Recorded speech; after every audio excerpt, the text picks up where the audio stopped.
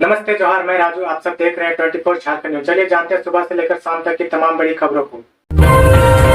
Corona के नए variant BF7 को लेकर अलर्ट पर है झारखंड सरकार। कोरोना के नए वेरिएंट BF7 की उड़ीसा में पुष्टि के बाद झारखंड सरकार भी अलर्ट हो गई है। स्वास्थ्य विभाग के अपर मुख्य सचिव अरुण कुमार सिंह ने इसको लेकर शनिवार को सभी DC को विस्तृत दिशा निर्देश जारी किया है। उन्होंने हर हाल में सोशल डिस्टेंसिंग और मास्क का इस्तेमाल सुनिश्चित कराने का निर्देश दिया है। झारखंड बार काउंसिल का महत्वपूर्ण निर्णय, संघों के महासचिव का चुनाव लड़ने के लिए 15 साल की प्रैक्टिस जरूरी। झारखंड बार काउंसिल ने महत्वपूर्ण निर्णय लेते हुए बार संघों के पदधारियों के चुनाव लड़ने के लिए न्यूनतम प्रैक्टिस की अनिवार्यता लागू कर दी है। जिलों के बार संघ के महासचिव के लिए 15, संयुक्त सचिव के लिए 10 और कोषाध्यक्ष पद का चुनाव लड़ने के लिए 15 साल की न्यूनतम प्रैक्टिस अनिवार्य होगी। इससे कम वाले चुनाव नहीं लड़ पाएंगे। साथ ही कोर्ट फीस संशोधन विधेयक को भी बार काउंसिल ने अस्वीकार कर दिया और इस पर फिर से विचार करने की मांग की। तय किया गया कि इस मामले पर CM से काउंसिल का प्रतिनिधिमंडल मिलेगा। बात नहीं मानी गई तो 2 जनवरी से आंदोलन किया जाएगा। बैठक में महासचिव, कोषाध्यक्ष और संयुक्त सचिव की प्रैक्टिस की अवधि निर्धारित की गई, जबकि अध्यक्ष के 25 और उपाध्यक्ष के लिए 20 साल के प्रैक्टिस अनिवार्यता को बरकरार रखा गया है। युवती से घर में घुसकर जबरन दुष्कर्म करने का प्रयास, विरोध करने पर माता पिता को भी पीटा। बोकारो जिले के कासमार थाना क्षेत्र के एक गांव में एक युवती से घर में घुसकर दुष्कर्म का प्रयास किया गया।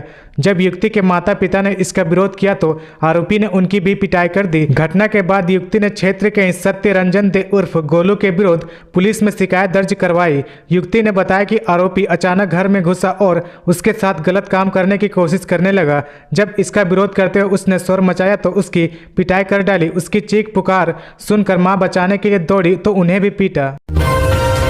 राज्य सरकार बनाएगी world trade centre, CM Hemant Soren ने दी मंजूरी। भारत सरकार द्वारा राजधानी रांची में बन रहे वर्ल्ड ट्रेड सेंटर का प्रोजेक्ट रद्द करने के बाद अब राज्य सरकार ने खुद ही इसे पूरा करने का जिम्मा उठाया।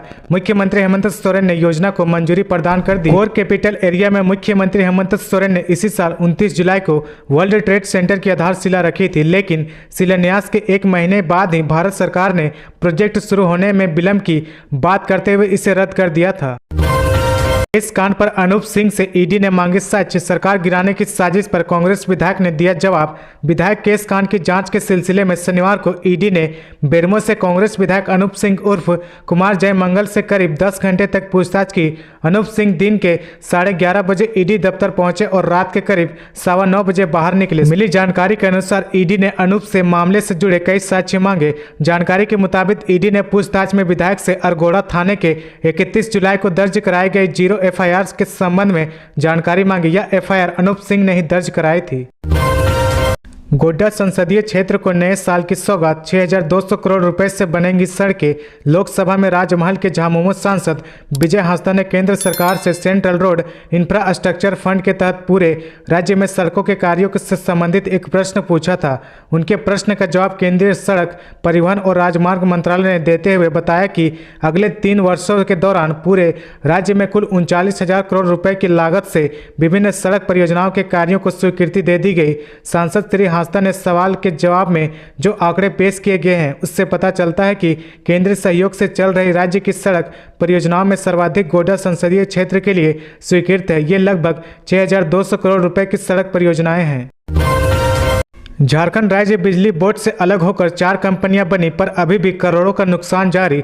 वर्षों में यह परिवर्तन हुआ कि झारखंड राज्य बिजली बोर्ड का बंटवारा कर दिया गया। 4 अलग अलग कंपनियां बन गई है। झारखंड विद्युत बोर्ड को घाटे से उबारने के लिए सरकार ने जनवरी 2014 में बिजली बोर्ड का बंटवारा किया। इसके बाद झारखंड ऊर्जा विकास निगम लिमिटेड, झारखंड बिजली वितरण निगम लिमिटेड, झारखंड ऊर्जा संचरण निगम लिमिटेड और झारखंड ऊर्जा उत्पादन निगम जैसी कंपनियां बनाई गई। झारखंड ऊर्जा विकास निगम होल्डिंग कंपनी है जो तीनों कंपनियों पर नियंत्रण रखती है। बाकी तीनों कंपनियों को अपने लिए खर्च की व्यवस्था स्वयं करनी है, लेकिन तीनों कंपनियों की निर्भरता आज भी सरकार पर बरकरार है। अजय पासवान हत्याकांड में पुलिस को चकमा देकर जयमंगल ने कोर्ट में किया सरेंडर।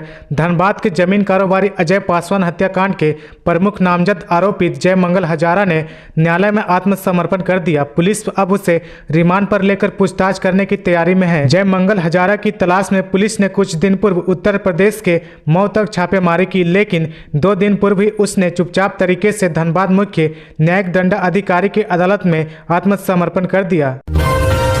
झारखंड में इसी हफ्ते से थोक में शराब बेचेगी सरकार। राज्य में अब सरकार का उपक्रम झारखंड स्टेट ब्यूरेज कॉर्पोरेशन लिमिटेड भी शराब का थोक कारोबार करेगा। इसके लिए टेंडर फाइनल कर दिया गया है। उत्पाद आयुक्त ने इसे लेकर शनिवार को आपूर्तिकर्ताओं के साथ बैठक की। बैठक में शराब आपूर्ति की तैयारियों को लेकर दिशा निर्देश दिए गए। बताया जाता है कि JSBCL इसी सप्ताह से बाजार में शराब उपलब्ध कराने लगेगी। उम्मीद की जा रही है कि JSBCL द्वारा आपूर्ति शुरू करने के बाद बाजार में खासकर ब्रांड की शराब की कमी दूर हो जाएगी। सीएम हेमंत सोरेन ने 3 अभियंताओं के खिलाफ अभियोजन की दी स्वीकृति।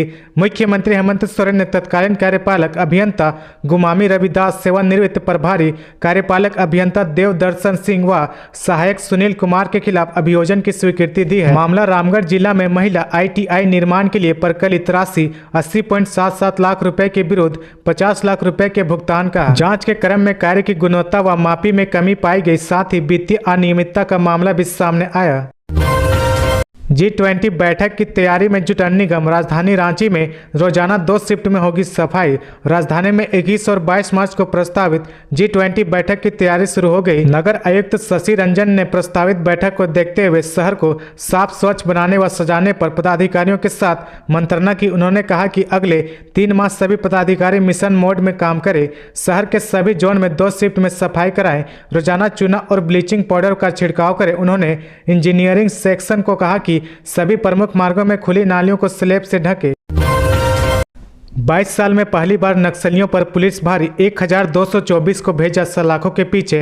वैसे तो पुलिस के अभियानों ने पिछले 3-4 साल में नक्सलियों को भारी नुकसान पहुंचाया। इस वर्ष 2022 में चले ऑपरेशन डबल बुल, ऑक्टोपस और थंडर स्टॉर्म ने तो नक्सलियों की कमर ही तोड़ दी है। यह इस बात से भी समझा जा सकता है कि पहले जहां झारखंड के बिहाड़ों में देश भर के टॉप नक्सलियों की बैठकें होने की चर्चा होती थी, वहीं आज उन बिहाड़ों में झारखंड पुलिस और CRPF के कैंप काम कर रहे हैं। राज्य गठन के 22 साल बाद अब जाकर लगने लगा है कि झारखंड पुलिस नक्सलियों पर हावी है। मुख्यमंत्री हेमंत सोरेन ने शहीद निर्मल महतो की प्रतिमा पर किया माल्यार्पण। शहीद निर्मल महतो के 72वें जन्म दिवस पर मुख्यमंत्री हेमंत सोरेन ने जमशेदपुर के उलियान स्थित उनकी प्रतिमा पर माल्यार्पण किया।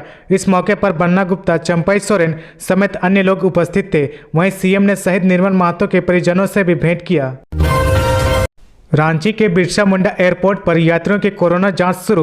कोरोना के नए वेरिएंट को लेकर जिला प्रशासन के निर्देश पर बिरसा मुंडा एयरपोर्ट पर जांच शुरू की गई। जांच में 3 टीम को लगाया गया। जांच करने वाले कर्मी ने बताया कि थर्मल स्क्रीनिंग से यात्रियों के तापमान की जांच की जा रही है, साथ ही सैंपल भी लिया जा रहा है। खासकर विदेशों से आने वाले यात्रियों की जाँच की जा रही है।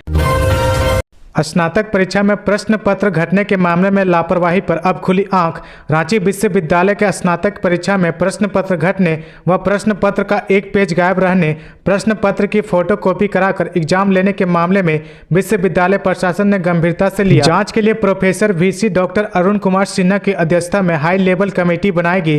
कमेटी को जाँच रिपोर्ट शीघ्र जमा करने का आदेश दिया गया। इधर प्रोफेसर VC की अध्यक्षता वाली कमेटी ने स्नातक परीक्षा में गड़बड़ी की जाँच शुरू कर दी है। विश्वविद्यालय की परीक्षा पर नजर रख रहे शिक्षकों का कहना है कि परीक्षा में प्रश्न पत्र का कम होना लापरवाही के अलावा और कुछ नहीं है। कोरोना की आहट के बीच झारखंड सरकार ने ठंड से बचाव के लिए दी सलाह। झारखंड में कोरोना वायरस के संक्रमण की आहट के बीच स्वास्थ्य विभाग पूरी तरह से अलर्ट हो गया। विभाग ने ठंड से बचाव के लिए भी सलाह जारी कर दिया। राष्ट्रीय स्वास्थ्य मिशन झारखंड की ओर से इस संबंध में बाकायदा एक विज्ञापन जारी किया गया, जिसमें लोगों को बताया गया कि ठंड से बचाव के लिए उन्हें क्या क्या उपाय करना चाहिए। तो ये थी आज की झारखंड की टॉप बड़ी खबरें। इसी तरह झारखंड की हर छोटी सी बड़ी खबर देखने के लिए आप हमारे चैनल 24 झारखंड न्यूज को सब्सक्राइब करके बेल आइकन प्रेस कर ले, जिससे आपको झारखंड की हर छोटी सी बड़ी खबर की अपडेट आप तक पहुंचता रहे। तो आज के लिए बस इतना ही। हमें दीजिए इजाजत, फिर मिलते हैं नेक्स्ट न्यूज में।